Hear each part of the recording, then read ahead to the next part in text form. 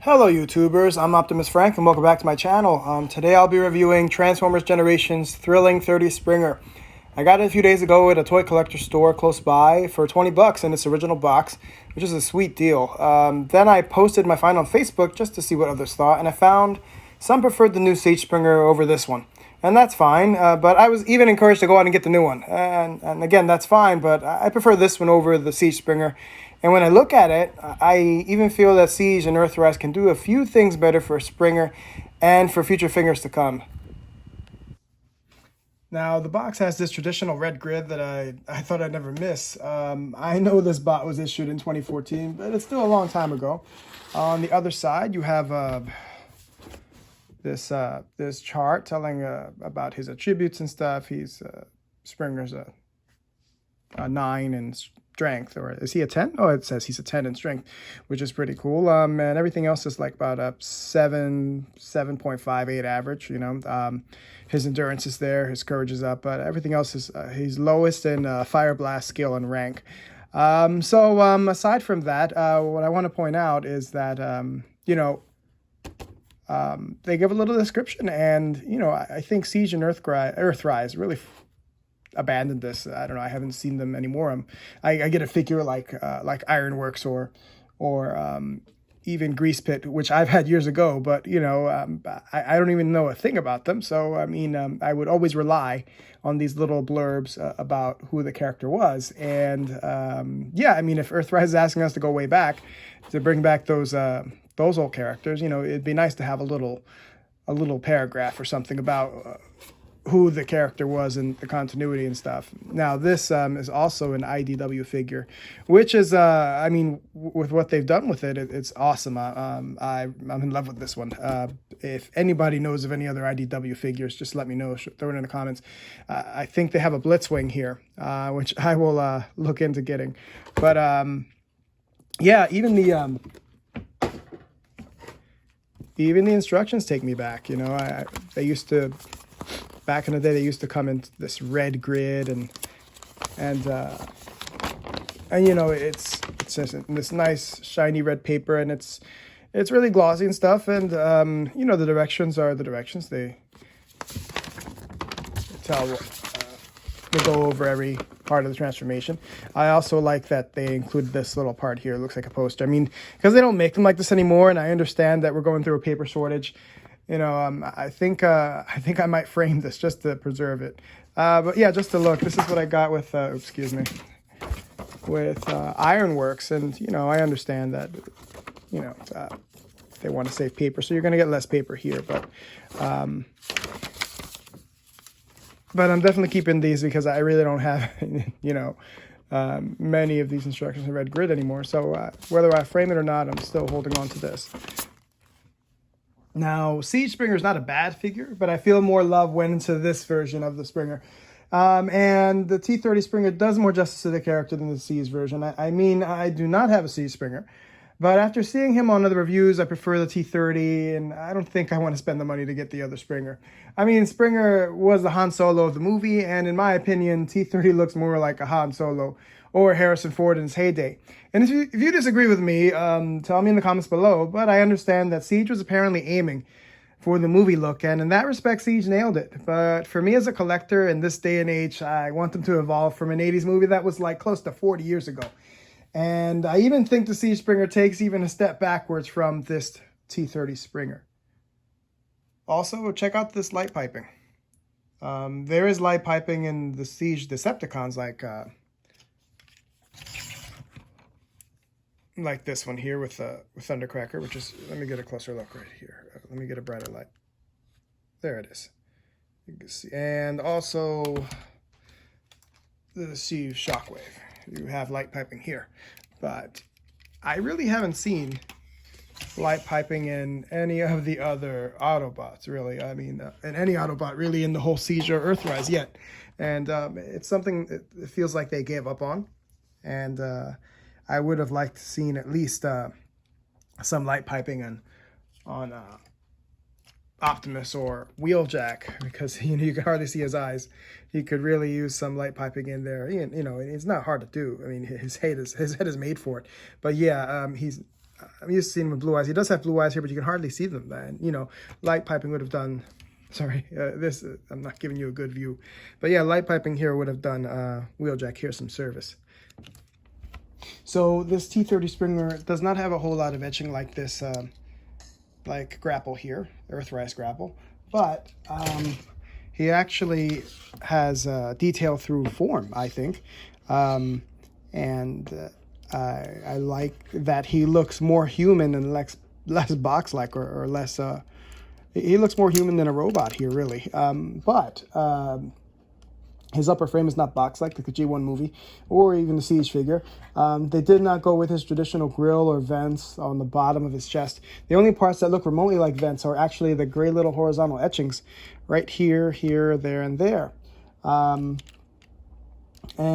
His shoulders are also a nice little added feature. I like how they go in and out. It feels like... it feels satisfying when, you know, it's a nice little tight seal there, or closure, and it opens up. I don't know. I guess you'd have to move it yourself to understand what that feels like. But it's pretty, I guess, soothing. Anywho, moving on. His head is on a ball joint, and he has a neck. And that's another part of his form. He has a neck. Many Transformers, like Ultra Magnus or even Optimus, has no neck, really. Let me double check. No, that's... well, I have Wheeljack here, and he doesn't have a neck, if you know what I mean. But this Springer has a ball joint and a neck, and it's easier for him to look down and move around. And... aside from a nice Cybertronian head sculpt, I also want you to look here. It's another detail. If you look closer, he has an AC joint, or an AC detail there. It doesn't usually have to be etched up, but it's a nice little detail to add on to there. So yeah, they pulled out all the stops, or they really went and gave this T30 Springer the works, pretty much. Now, his sword is not just a gray piece of plastic that you can just put in a port. It's a long sword, or a longish sword. I'm not sure if this is actually qualifies as a long sword or a scabbard. I'm not sure. I'm not completely 100% sure. I'm probably like 20% sure on my sword terminology. But this is a pointy sword that, you know, you point it the other end into it, and that's it. That's how you kill with it. But anyways, I'm babbling. So yeah, this sword, it's actually transforms into the main helicopter propeller.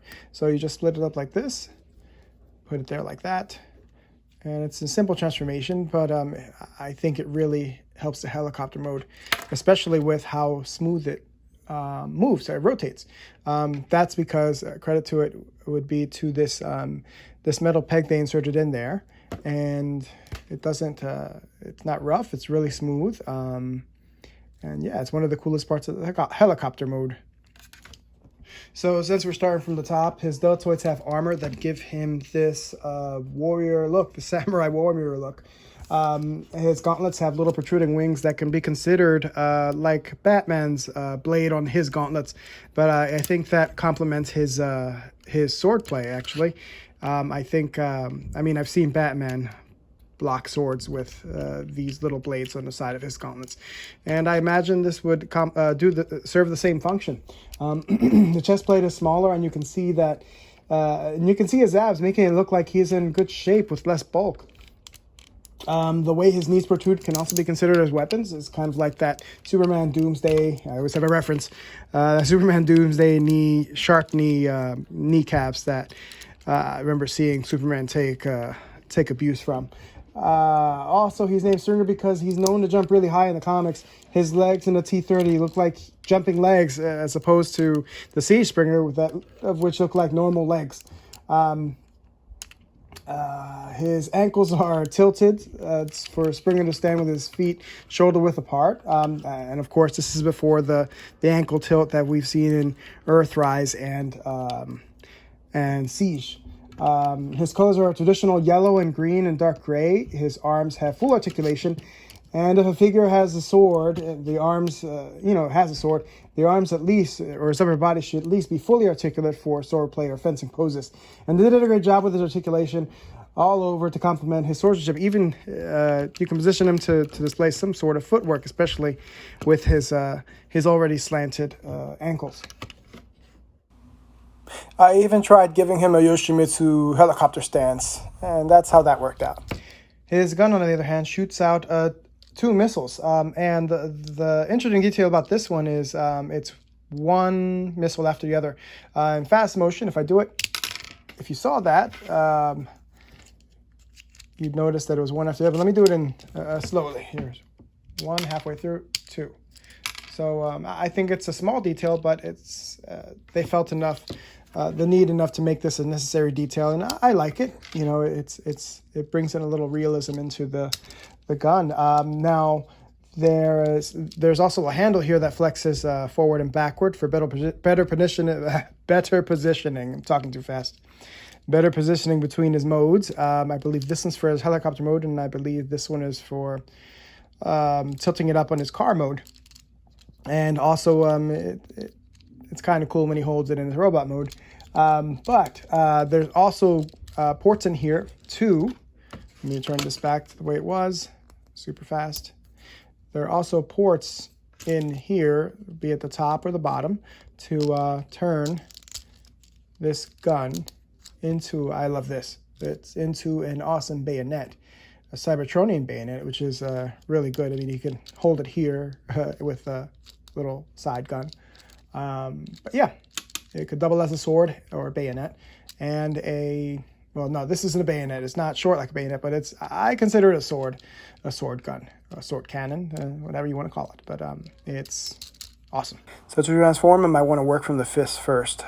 First, I want to fold out those transparent windshield or flaps out, and then put his fists in, and then take out the winged portion on both sides and flip it out and just leave it like that, and leave the things like that. Then you want to take his shoulders, tuck them in, and then you're going to want to take his outer chest or his shoulders and bring his shoulders down, and then you're going to take his chest plate, move it up, and you're going to weave his head through and shove it into the chest cavity, pull the landing wheels in, the landing gear in, and then you want to take the back panel, push it back, because that's going to form the windshield.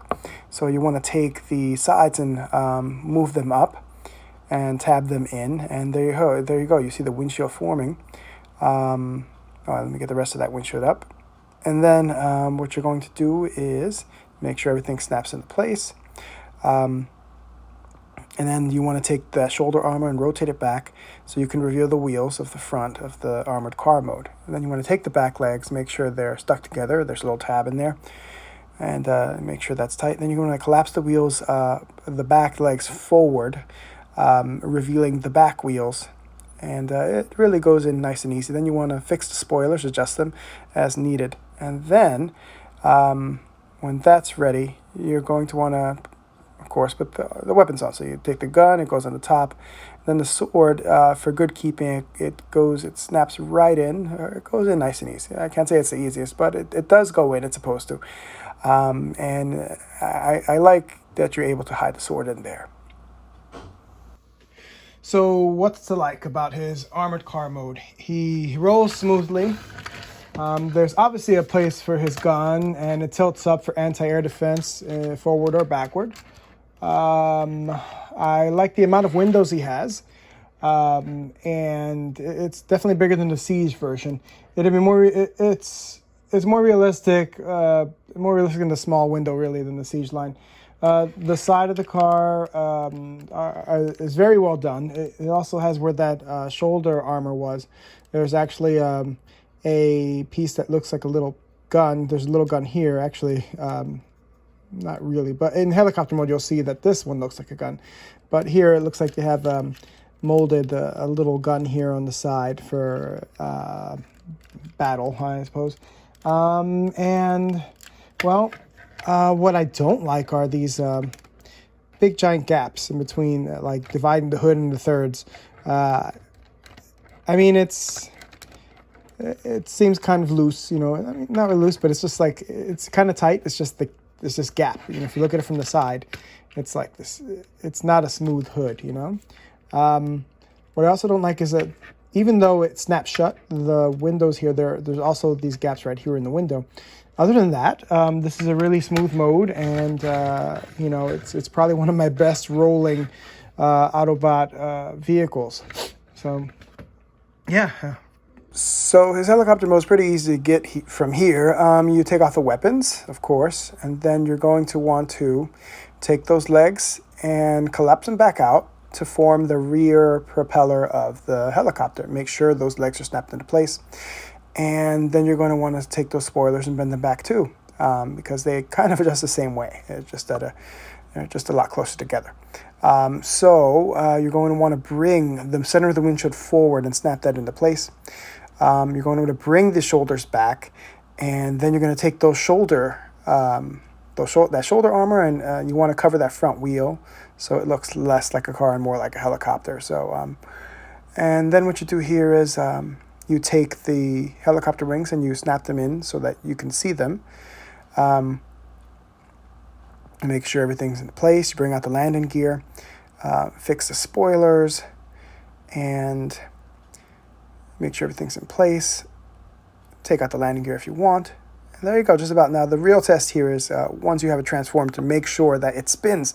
That's the real test. Oops, fumbled. But yeah, you push it in. It's kind of hard to get out when you're done. But yeah, once you have everything in order, give it a spin, and if it crashes into the rear spoilers, you failed. But if not, you did a great job. So now you can put in the weapon. You can interchange it with the landing gear. You can. It's kind of tough at first, but you want to angle the handle, and then you just want to snap it in. You got to rely on the directions the way it has it pictured, but I've gotten good at it. So yeah, that's what his helicopter mode looks like. And yeah, once again, the spoilers need to be adjusted and give it a good spin. What I like more about this mode, this helicopter mode, is that it looks more like a helicopter than it does a car. Those headlights are actually spotlights now. The wheels are concealed, as you can see. Where his wheels are concealed, it looks like part of that deltoid armor are little guns, like I mentioned before. The landing gear is interchangeable with his gun. If you just tuck this in and you snap this in here like that, it's kind of tough to snap in, but you want to take that handle, move it forward so it's at the right angle, and then you just take it right there. It's clear new instructions. And you just snap it in just like that. And there it is. Now you have an alternative to the landing gear, the front landing gear. I mean, and the cockpit window should be small like the Siege Springer. However, it's not cool when the small window carries over into the car mode. They also included side windows in the cockpit, which, you know, I noticed not too long ago, which seems really hidden in both modes, especially his armored car mode. And it's good that they added that detail in, and they noticed apparently that spot was vulnerable, or, you know, they'd have a hole in here really, or they could either have the hole or put green in there to seal it, but they went with the glass or the transparent plastic there, and it looks great. Now, what else about this? Oh, yeah. Also, the propeller. Here's that futuristic propeller I talked about. It's the wheels on the inside and the propellers on the outside, as it should be in his helicopter mode. The figure is well done, and I've considered getting the Siege Springer, but this one is so good, and it's the Springer I want. If you want a Springer that looks like the movie and that's your thing, go for it. But I'm more interested in characters evolving from the movie in appearance.